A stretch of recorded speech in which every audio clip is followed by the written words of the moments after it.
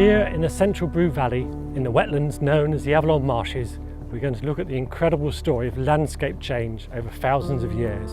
And our evidence for this comes from the deeply buried waterlogged peat.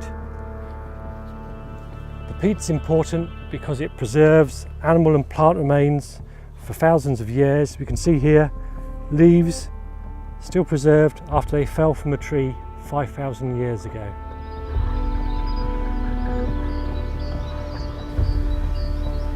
The story starts almost 7,000 years ago in the Mesolithic period.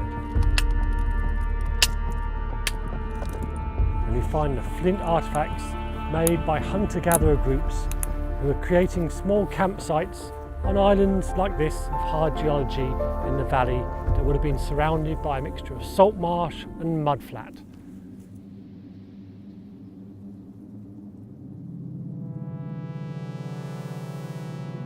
Mesolithic hunter-gatherers lived in this landscape. The coastal marshes provided them with fish and wildfowl, and on small tree-covered islands that were used for campsites. The reed beds were sometimes deliberately burnt to entice game to the regrowth. Around 4000 BC, the hunter-gatherer lifestyle came to an end, replaced by the first farming communities in Somerset in what we call the Neolithic or New Stone Age. And in 3806 BC, those farmers built a trackway across 2 kilometres of reed swamp, what we now call the Sweet Track. The trackway was made by driving in pairs of hazel stakes to form V-shaped cradles that supported the split oak and elm planks of the walkway. Many votive offerings were left in the waters beside the track, including stone axes, bows, arrows, wooden troughs and fine quality pottery bowls. On the dry land, farmers were making the first clearances of the forest for their crops and livestock. Huge trees were felled to make longhouses and wooden trackways. By 2000 BC, flint tools had been replaced by bronze ones, and the wetland landscape had changed from reed swamp to wet woodland to raised bog.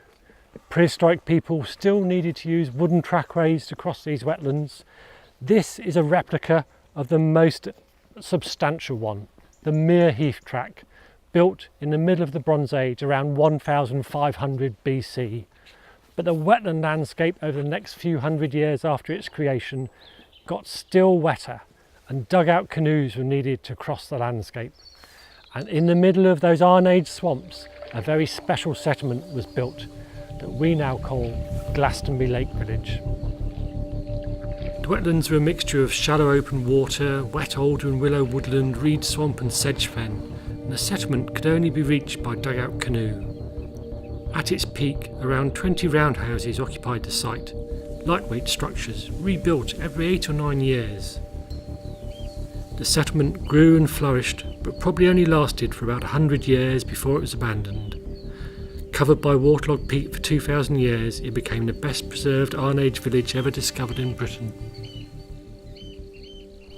After the Roman conquest of Iron Age Britain, we find the extensive remains of Roman settlement all along the coastal zone of Somerset, and this shows that for the first time the salt marshes were reclaimed for agriculture and protected by sea defences. And in this area of the River Huntsbill, we've also found the remains of a huge extensive salt making industry. For several hundred years those coastal villages and salt making sites proved very successful. But in the mid-4th century AD, disaster struck, and this entire landscape was covered by the sea once again because the sea defences had failed. And if we look down here, we can see the result, a thick deposit of silt and clay that covers the Roman landscape and the remains of a saltern site here. And this salt marsh would remain for hundreds of years until it was reclaimed for the last time in the medieval period.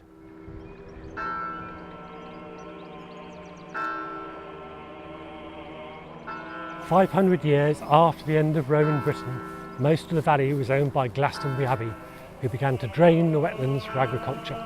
But here in the heart of the valley, a huge lake still existed called Mere Pool, over 5 miles in circumference.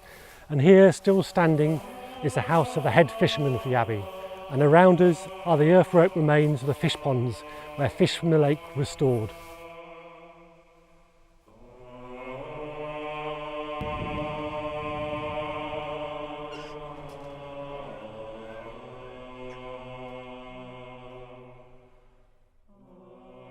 On top of Glastonbury Tor is a medieval tower of the Church of St Michael that provides the iconic image for the Avalon Marshes area.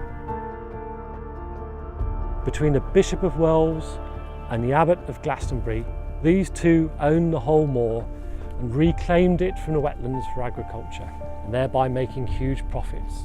But the landscape continued to change.